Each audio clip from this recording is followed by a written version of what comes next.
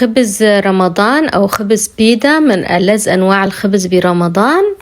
الطريقة جدا سهلة. رح نبدأ مع كاسة حليب دافي، كاسة مي دافية، معلقة من الخميرة الفورية ومعلقة من السكر.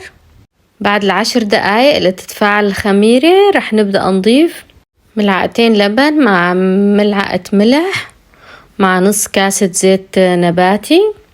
رح نبدأ نضيف الطحين، وأنا ضفت قريب 3 كاسات ونص. ومع العجن بعدين إذا حسينا أن العجينة كتير طرية ممكن نضيف شوية طحين كمان. ضفت معلقتين بيكنج باودر. طبعا ممكن تنعجن بكل سهولة بإيدينا لو ما حبينا نستخدم العجانة. بعد ما صارت جاهزة أنا حطيتها بزبدية ورشيت عليه شوية طحين، ورح أتركها قريب الساعة للساعة ونص حسب حرارة الغرفة لتتخمر.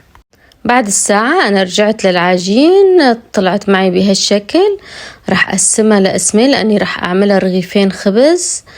بعد ما كورتها وقسمتها قسمين رح أخذ منهم وحدة وحطها بالجاط. طراوة العجين بتساعد إنه الواحد يمدها بإيده من غير ما يحتاج للشوبك.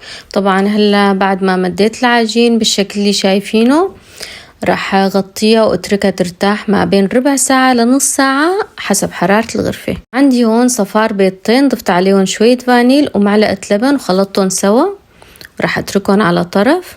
رجعت للعجين بعد ما تخمرت معي قريب النص ساعة، دهنتها بصفار بيضة وصرت شكلها بالشكل اللي شايفينه.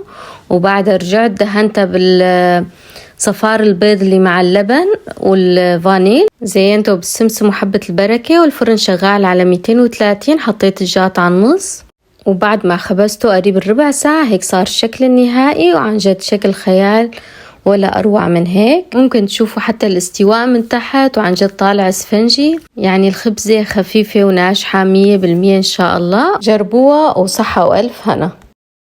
رمضان